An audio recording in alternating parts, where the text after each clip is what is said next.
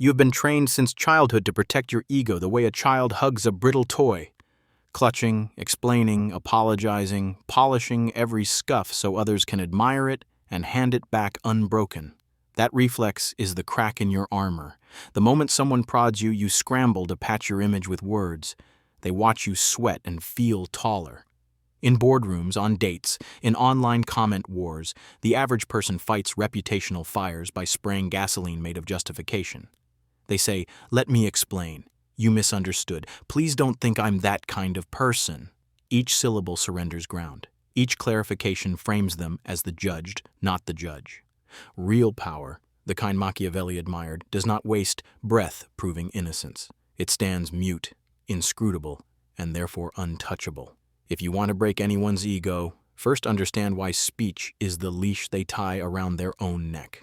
Ego is a mirror looking for light. Deprive it, and the reflection fades. When you confront someone who expects a verbal duel, offer them the horizon of your silence. They will throw accusations, hoping to see themselves reflected as conqueror. Instead, they find nothing, and nothing is terrifying. In that silent, split-second decision, the choice not to bark back, you shift the gravitational field. He who explains submits, and he who remains silent forces others to fill in the blanks with their own insecurities. They start arguing with ghosts only they can see, swinging at smoke, exhausting themselves in a theater of shadows. You, meanwhile, sit motionless, every heartbeat saying, "I don't need the jury." It is the coldest move, because it weaponizes absence. Your stillness becomes a question they cannot answer without indicting themselves. But silence alone is raw ore. Shape it with presence, or it crumbles into passivity. Presence means your eyes remain calm, your posture settled as if time itself asked for your permission to pass. No twitch, no restless foot, no betraying smirk. Imagine building a fortress stone by stone around your nervous system. Inside that fortress, you do not react. Outside, bullets of opinion ricochet uselessly. Observers read body language faster than speech, so gift them an unreadable tablet. Let them project stories onto you: moral superiority, secret knowledge, icy contempt. Whatever narrative they paint reveals more about their hunger than about your reality. Here lies the first fracture in their ego. They realize they cannot compel a reaction and therefore cannot confirm their own dominance. Frame is sovereign territory in every interaction. The unskilled speak inside frames handed to them. The strategist edits or deletes the frame itself. Suppose a colleague snarls, "So you messed up the numbers again?" The ordinary reply begins inside that accusation, defending arithmetic. Your Machiavellian reply is no reply at all, or a glacial pause followed by "interesting," uttered as though you're weighing whether the comment deserved oxygen. In that moment, the original frame dissolves, replaced by your calm evaluation of their rudeness.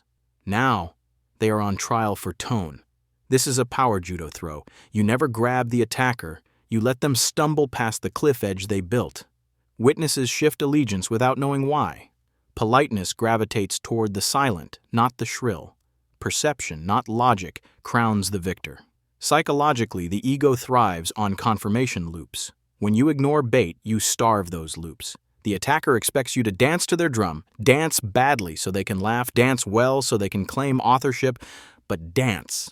Refusal leaves them alone on the floor.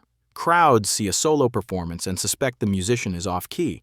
Soon the attacker begins to over-explain, to over-justify, to fill the silence you vacated. Every extra word is a crack spreading across their mask. Observers register desperation, the subtle pitch rise, the frantic gesturing, the rhetorical inflation. Meanwhile, your stillness whispers, clarity is for therapy, control is for power. They try to unmask you, yet their own face is melting. Picture the quarterly review. Your project's timeline slipped because supply chains snapped. A rival manager circles, teeth bared, declaring you incompetent before the executives. Eyes pivot toward you expecting a PowerPoint apology. Instead, you rest your hands, meet each gaze, and let the air vibrate with your refusal to defend. 5 seconds, 10, 15, long enough for phones to feel heavy. Then you say only, "The next milestone will be met." No caveats, no history lesson. The room inhales. Your rival now looks argumentative, petty, perhaps insecure about their own department's numbers. By not entering their courtroom, you made them the exhibit. Executives interested in solutions, not drama, migrate to your quiet gravity. Or consider an intimate argument at home. Your partner accuses you of never listening, of always checking your phone. The script of modern love says you must launch 1,000 justifications, workload, deadlines, that one emergency message. Instead, you power down the device, place its screen down, and offer undivided silence. The words keep coming, but with nowhere to land, they boomerang back. After the echo fades, you ask softly, "What would you prefer?" No defense, only a forward-moving invitation. Suddenly, the conversation is about solutions, not recriminations, and the ego that sought battle finds itself unarmed in a garden of possibilities. Silence was the turn of the blade that redirected the thrust into calm dialogue. Online, the dynamic multiplies because the audience is infinite and permanence is digital. Someone publishes a long thread accusing you of hypocrisy. The crowd loves blood and expects you to enter the coliseum of clarifications. Decline the invitation, tweet nothing, post nothing, or at most respond with a single line. Confidence upsets the insecure. Let the algorithm chew on that bone. Your accuser will refresh notifications searching for your panic. Without it, they escalate. Longer threads, speculative screenshots, amateur psychoanalysis. Spectators notice the imbalance. One side is raging, the other is unmoved. Digital rage becomes self-parody in record time, while your silence ages like wine. Perception calculates winners not by evidence but by composure.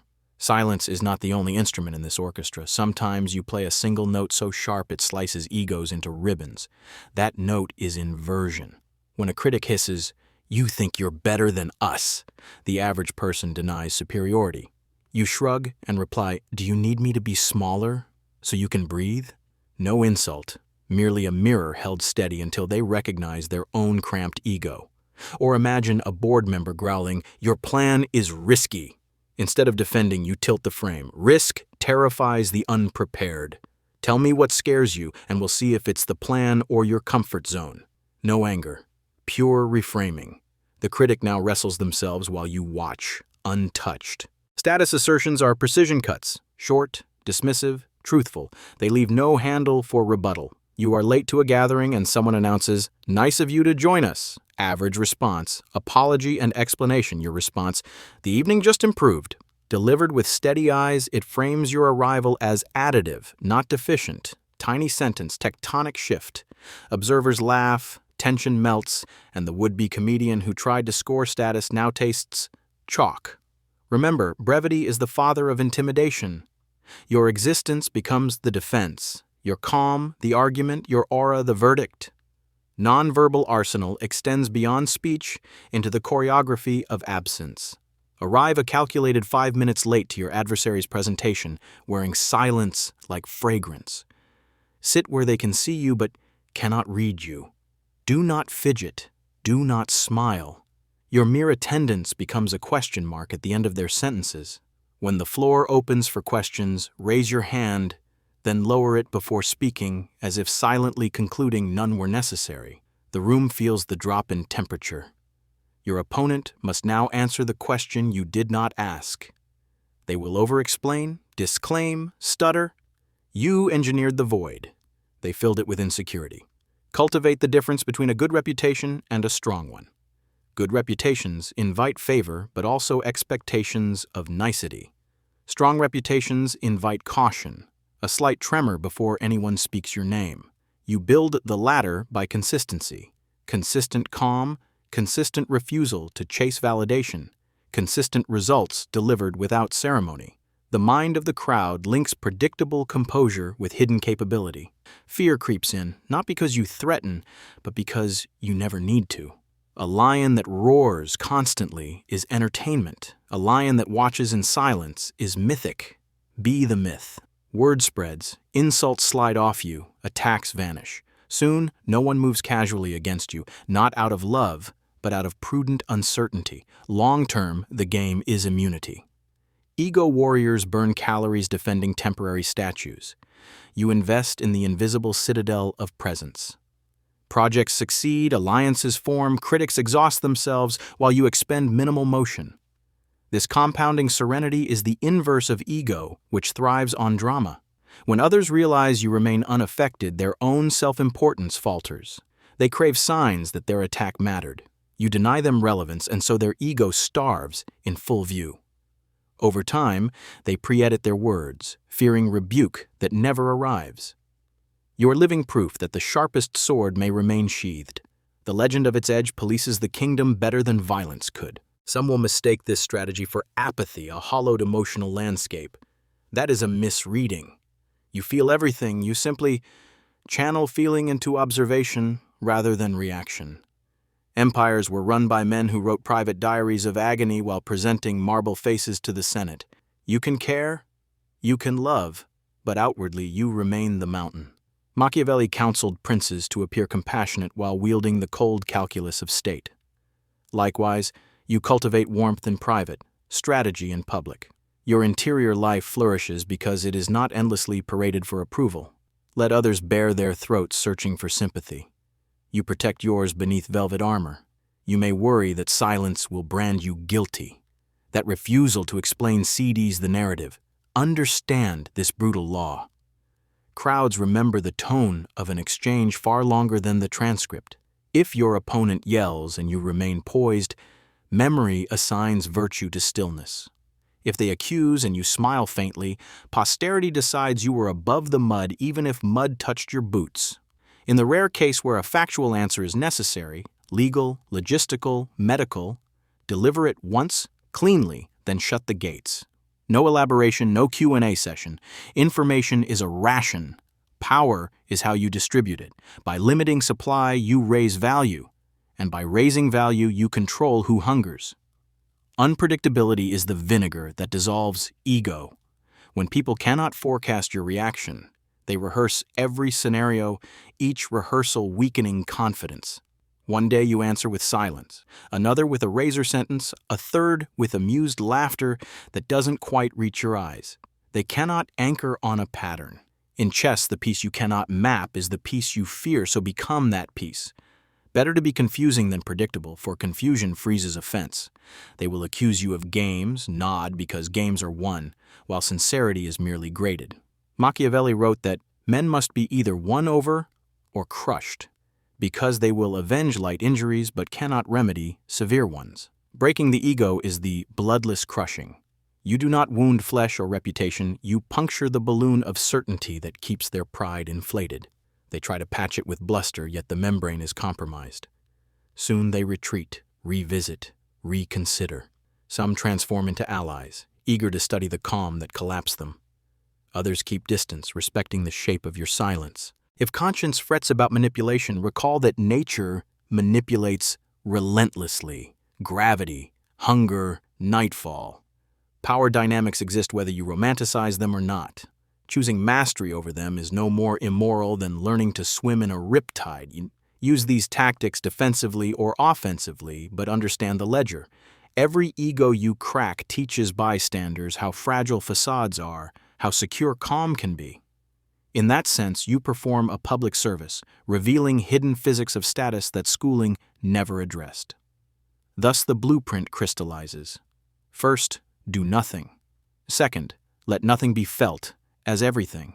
Silence is your hammer, presence your anvil, perception the molten metal you shape into legend. Speak sparingly, strike precisely, vanish occasionally. Build a life so visibly unshakable that critics look self-destructive by contrast.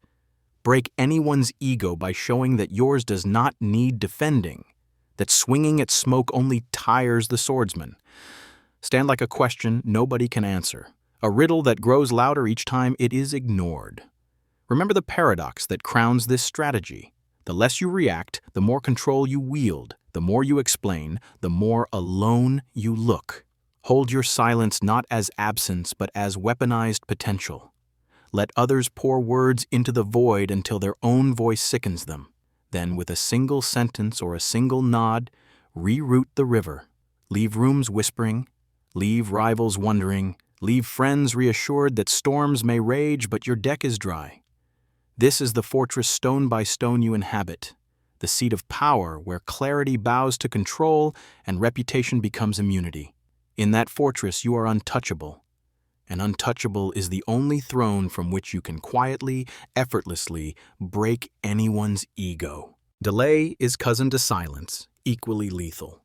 When someone fires an email demanding instant clarification, time-stamped ASAP in red, resist the Pavlovian click of reply. Let hours pass, even a full day if stakes permit. During that stretch, the sender rereads their own message, magnifying every harsh syllable. They imagine you reading it, interpreting motives, forwarding it to higher lanes of authority. Most retractive follow-ups begin not with apology, but with softening. Just circling back. Maybe I came off strong. No worries if not. By the time you do respond, their posture is already lowered, their ego already bruised by self-reflection. Your answer can now be a single line of logistical clarity devoid of emotion because the emotional narrative resolved itself inside their mind. You never lifted a finger. Time was the servant that delivered the blow. Delay also works in live conversation. Pause before speaking, sip water, adjust your cuff. Those few seconds force others to weigh every previous sentence, auditing their confidence. People fear what they cannot measure, and reaction time is a ruler. Take it away and they guess in the dark. Controlled disclosure is another scalpel. Imagine you oversee critical information, a budget forecast, a client list, a legal opinion. Disclose only fragments, never the whole tapestry. Observing minds crave completeness. Withholding a border piece keeps them kneeling over the puzzle. When asked for details, you provide just enough to sound cooperative, yet not enough to grant independence. They must return to you, and each return erodes ego, reinforcing the hierarchy that funnels through your gatekeeping. This is not cruelty, it is architecture. Castles were built with narrow staircases to force invaders into single file. You build conversations with narrow passages of information, one fact wide. Opponents may complain about transparency, but remember that glass walls shatter, whereas stone walls stand centuries. Transparency is a marketing slogan. Untouchability is an empire builder. Offer sunlight when it benefits you, shade when it confuses them, and darkness when they need to remember who owns the switch. Testing another's ego is both reconnaissance and sabotage. You introduce a small, almost trivial challenge. Correct their pronunciation subtly. Ask an unexpected follow-up question. Reference data they haven't seen. Watch. Do they lean in with curiosity or stiffen with defensiveness? Curiosity suggests flexibility and therefore potential alliance. Defensiveness reveals brittle pride prime for breaking. In the latter case, intensify a degree. Present contradictory evidence. Wait for cracks. Soon they might claim expertise, inflate credentials, name-drop irrelevant authorities. Each puff of hot air expands the balloon until the inevitable pop. You need not wield a needle. Their own breath suffices. The beauty of this micro-game is deniability. You were merely conversing. If they implode, the room views it as spontaneous combustion. You, the calm observer, collect psychological terrain without committing overt aggression. Let me gift you a narrative to brand these tactics into memory. Centuries ago, a minor Italian noble sought audience with a rival family notorious for duels over slights measured in syllables. Instead of arming himself with rapier and rebuttal, he arrived unarmed, cloaked in black, speaking almost nothing. When taunted about his lands, he sipped wine. When mocked about his lineage, he raised an eyebrow soft as moonlight. The hall of enemies grew restless. Jokes became jeers. Jeers became angry petitions for reaction. Finally, one heir slammed the table, demanding satisfaction. Only then did the noble set down his cup and say slowly, "Satisfaction is earned by equals." 8 words delivered with lunar stillness flipped the throne room upside down. To attack him now would be to admit equality. To retreat would confess inferiority. The rival patriarch dismissed the matter, offering safe passage. Weeks later, merchant gossip crowned the quiet noble as the man no insult could touch. He won land without drawing steel, loyalty without spending coin, power without perspiration. Remember him whenever your heart surges at an accusation. Greatness is often a cup raised in silence, while lesser men snap their blades against their own echo. Absence, finally, is the stealth bomber of status warfare. After a decisive meeting where you held court with wordless assurance, disappear for a while. No social media updates, no hallway chatter, no unsolicited emails. Absence forces memories to do your marketing, and memories exaggerate. They will tell stories about your composure, add cinematic pauses, attribute secret strategies you never conceived. Every rumor raises the floor of your legend. Then when you return, do so briefly, purposefully, offering one sharp contribution before fading again. You become event, not furniture. Egos depend on constant attendance for validation. Yours grows mountain quiet in the distance. People project wisdom onto silhouettes they can't fully see, and projection is the cheapest dominance you will ever buy. Silence travels farther than sound when the valley is truly crowded.